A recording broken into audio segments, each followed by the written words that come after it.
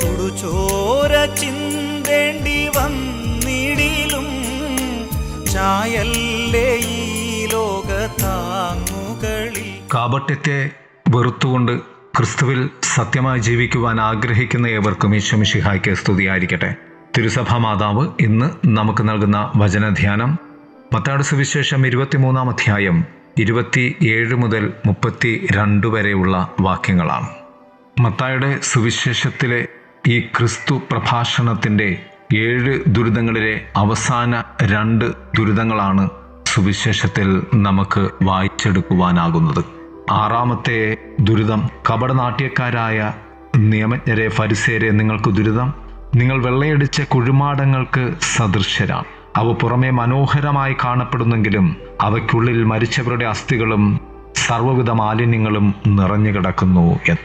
ഇന്നത്തേതിൽ 2ാമത്തേത് അഥവാ 7ാമത്തെ ദുരിതം, കപടനാട്യക്കാരായ നിയമജ്ഞരെ ഫരിസേരെ നിങ്ങൾക്ക് ദുരിതം, നിങ്ങൾ പ്രവാചകന്മാർക്ക് ശവകുടീരങ്ങൾ നിർമ്മിക്കുകയും നീതിമാന്മാരുടെ സ്മാരകങ്ങൾ അലങ്കരിക്കുകയും ചെയ്തു എന്ന് കർത്താവ് പറയുന്നു. യേശുനാഥൻ വേദനയോടുകൂടി സുവിശേഷത്തിൽ പറഞ്ഞവസാനിപ്പിക്കുന്നത് ഇങ്ങനെയാണ്: നിങ്ങളുടെ പിതാക്കന്മാരുടെ പാപത്തിൻ്റെ അളവ് നിങ്ങൾ പൂർത്തിയാക്കുവിൻ എന്ന്. കഴിഞ്ഞ കാലങ്ങളിലെ ദുരിതങ്ങളെ ചൊല്ലി വേദനിക്കുന്നു എന്ന് ഭാവിച്ചുകൊണ്ട്, അഥവാ ഞങ്ങളത് ചെയ്യുകയില്ലായിരുന്നു എന്ന് പറഞ്ഞുകൊണ്ട് ഈ കാലഘട്ടത്തിൽ പുതിയ ദുരിതങ്ങളുടെ വക്താക്കളായി നാം മാറുമ്പോൾ കഴിഞ്ഞ കാലഘട്ടത്തിലെ ദുരിതങ്ങളുടെ എണ്ണം നമ്മൾ പൂർത്തിയാക്കുന്നവർ മാത്രമാണ് എന്ന് കർത്താവ് നമ്മെ ഓർമ്മപ്പെടുത്തുകയാണ്. ഒന്നാമതായി, കപടവിശ്വാസികളെ എന്ന കർത്താവിൻ്റെ വേദന നിറഞ്ഞ വിളി. വിശുദ്ധ മത്തായിയുടെ സുവിശേഷത്തിൻ്റെ ഈ അധ്യായത്തിൽ 7 പ്രാവശ്യമാണ് ഇങ്ങനെ കർത്താവ് നിയമജ്ഞരെ ഫരിസേരെ അഭിസംബോധന ചെയ്യുന്നത്. 7 തവണയും കർത്താവ് പറയും നിങ്ങൾക്ക് ദുരിതം എന്ന്. കാപട്യം നിറഞ്ഞ ഒരു ജീവിതം നാം കാണുന്നില്ലല്ലോ എന്നോർത്ത് യേശുവിന് അതിയായ ഉത്കണ്ഠയുണ്ട്. പാപവും അപൂർണതയും യേശുവിനെ അപകീർത്തിപ്പെടുത്തുന്നില്ല. എന്നാൽ യേശുനാഥൻ കാപട്യത്തിൻ്റെ ബാധയെക്കുറിച്ച് വ്യക്തമായി സംസാരിക്കുന്നു. എന്തുകൊണ്ടാണ് അത്? വിഭജിക്കപ്പെട്ട ജീവിതം നമ്മെ എത്രമാത്രം വേദനിപ്പിക്കുകയും നശിപ്പിക്കുകയും ചെയ്യുമെന്ന് ക്രിസ്തുവിന് അറിയാമായിരുന്നു. നമ്മെ മറ്റുള്ളവരെയും ഈ രീതിയിൽ വേദനിപ്പിക്കുന്നത് കാണാൻ ക്രിസ്തു ആഗ്രഹിക്കുന്നില്ല. കാപട്യം എന്നത് ഞാൻ എൻ്റേതല്ലാതെയും ഞാൻ ദൈവത്തിൻ്റെതല്ലാതെയും മാറുന്ന ഒരു 3ാം അനുഭവമാണ്, അല്ലെങ്കിൽ ഒരു 3ാം തലമാണ്. ദൈവം ആഗ്രഹിക്കാത്ത ഒന്ന്, അത് തിന്മയുടേതാണ്, പിശാചിൻ്റെതാണ്, എൻ്റേതല്ലാത്തതാണ്.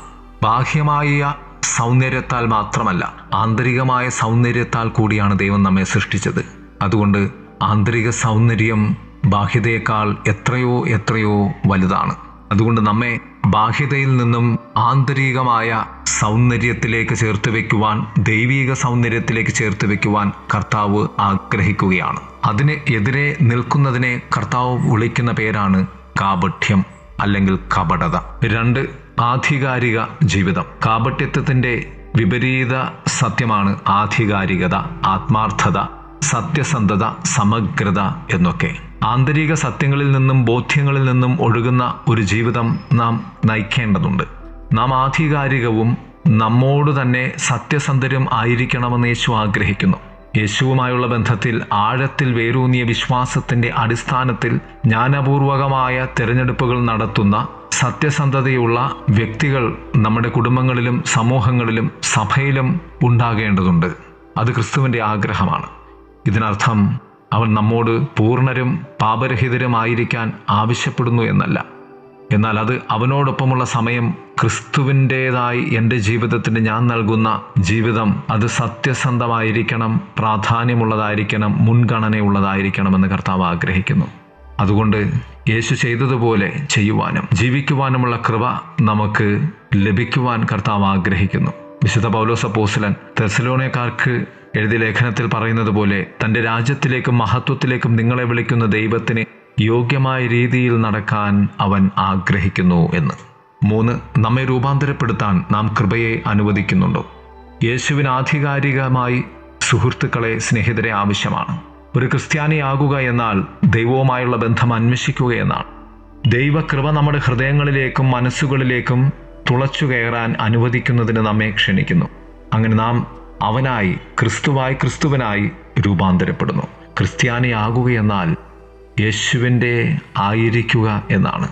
കാപട്യത്തിനും ആത്മാർത്ഥതയില്ലായ്മയ്ക്കും വഴങ്ങാനുള്ള നമ്മുടെ വീണുപോയ സ്വഭാവത്തിൻ്റെ ഒരു ചായ്വ് എപ്പോഴും നമ്മിൽ അനുഭവപ്പെടും. എന്നാൽ ആ സമയങ്ങളിലാണ് നാം പ്രാർത്ഥനയിലൂടെയും കൂദാശകളിലൂടെയും ക്രിസ്തുവിനെ വിളിച്ച് കൃപയിൽ ആശ്രയിക്കേണ്ടത്.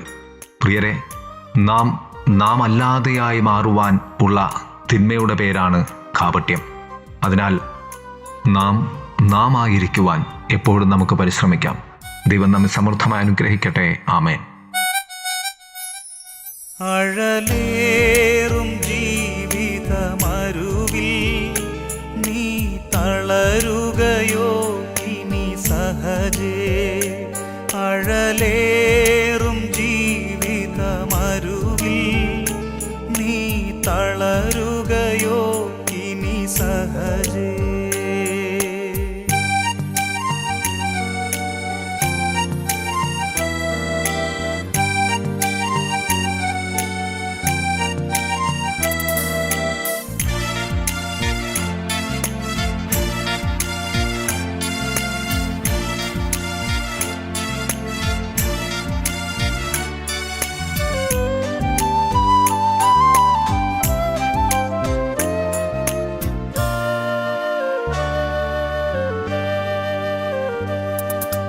നിന്നെ വിളിച്ചവനുമ്മയുള്ളോൻ കണ്ണിൻ മണി പോലെ കാത്തിടുമേ. അന്ത്യം വരെ വഴുതാതെയവൻ താങ്ങി നടത്തിടും പൊൻകരത്താൽ. അഴലേറും ജീവിതമരുവിൽ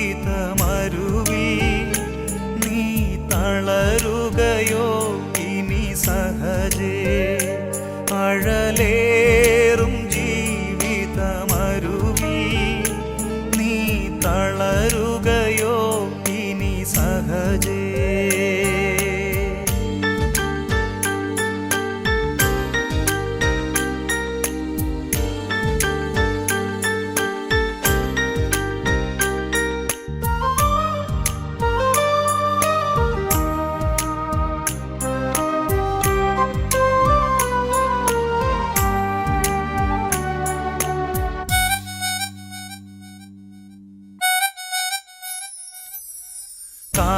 കാർമൂകിലേറെ കരേറുകിലും കാണുന്നില്ലേ മഴവില്ലതിന്മേൽ?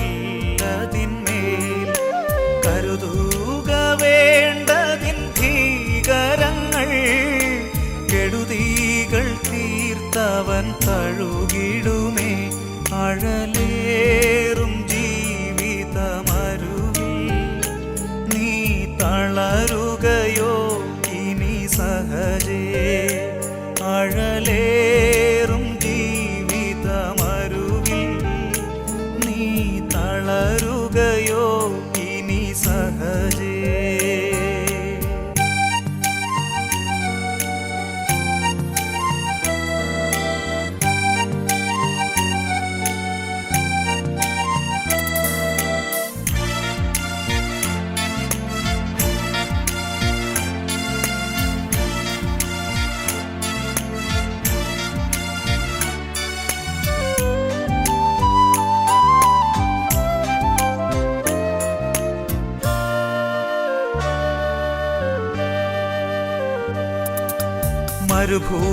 മരുഭൂപ്രയാണത്തിൽ ചാരിടുവാൻ ഒരു നല്ല നായകൻ നിനക്കില്ലയോ?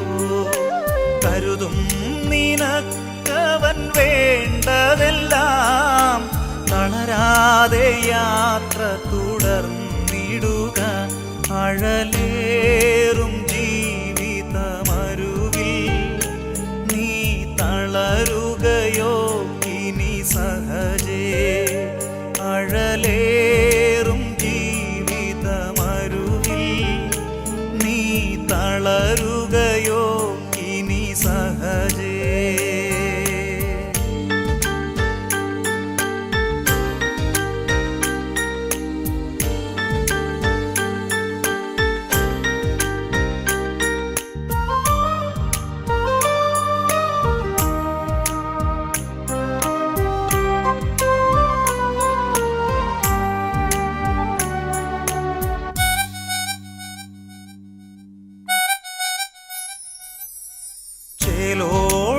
മന്ത്രങ്ങളോതിടുവാൻ ചാരന്മാരുണ്ടധികം സഹജേ. ചുടുചോര ചിന്തേണ്ടി വന്നിടിലും ചായല്ലേ ഈ ലോകത്താങ്ങുകളിൽ.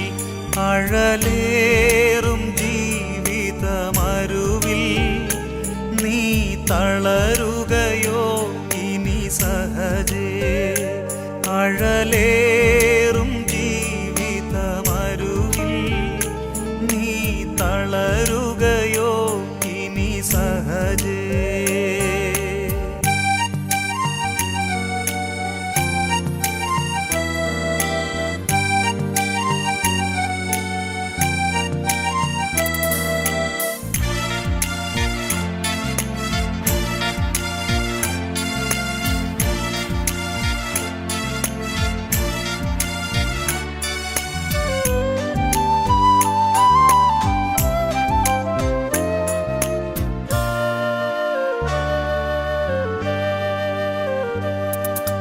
കൈപ്പുള്ള വെള്ളം കുടിച്ചിടിലും കൽപ്പന പോലെ നടന്നിടണം. ഏൽപ്പിക്കയില്ലവൻ ശത്രു കയ്യിൽ. സ്വർപ്പൂരം നീയണയും വരെയും അഴലേറും ജീവിതമരുവിൽ നീ തളരുകയോ ഇനി സഹജേ. അഴലേറും ജീവിതമരുവിൽ നീ തളരുകയോ ഇനി സഹജേ.